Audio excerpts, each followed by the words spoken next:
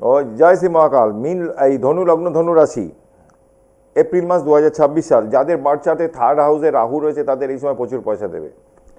আর যাদের ধনু লগ্ন ধনু রাশি জাতক জাতিকা আছে তাদেরও দেবে না, একদম না, কিছু হলেও পাবেন। কারণ আপনাদের এই মুহূর্তে সপ্তমভাবে বৃহস্পতি বসে আছে, কিন্তু শনি চতুর্থে থাকায় ঢাইয়া চলছে, মায়ের হেলথ নিয়ে সমস্যা হবে, গৃহগত কিছু সমস্যা হবে।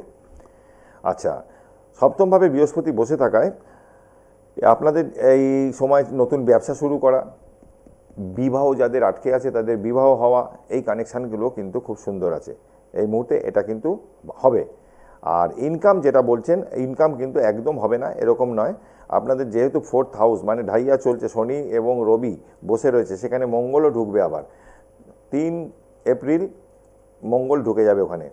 তা এই যে শনি মঙ্গল রবি এই কানেকশানগুলো, এটা কিন্তু মায়ের হেলথ নিয়ে, বিশেষ করে গৃহগত কিছু সমস্যা এই সময়, এই টাইমটা নতুন গৃহ করা বা নতুন ঘর করা, জমি কেনা, একটু একটু বিরত থাকুন, একটা পার করে দিন, তারপর করবেন। শনি রবি বীজযোগটা কেটে যাক, তারপর করুন, ঠিক আছে। রবি রবি মোটামুটি 14 তারিখে ঢুকে যাবে মেসে, মিন থেকে, যা করবেন তারপরে করুন। ভালো থাকবেন। আর বাড়িতে নিয়মিত পুজো পাঠ প্রত্যেককেই বলি করতে।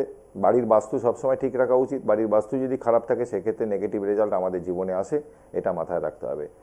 বাস্তু বিশেষজ্ঞ দরকার হলে প্রয়োজনে, যাদের বাস্তু খারাপ আছে, নর্থ ইস্ট কর্নার ড্যামেজ আছে, এইগুলো কিন্তু একটু ঠিক করে নেওয়ার দরকার আছে। ভালো থাকবেন, আবার আসবো। জয় মা তারা, জয় জয় তারা।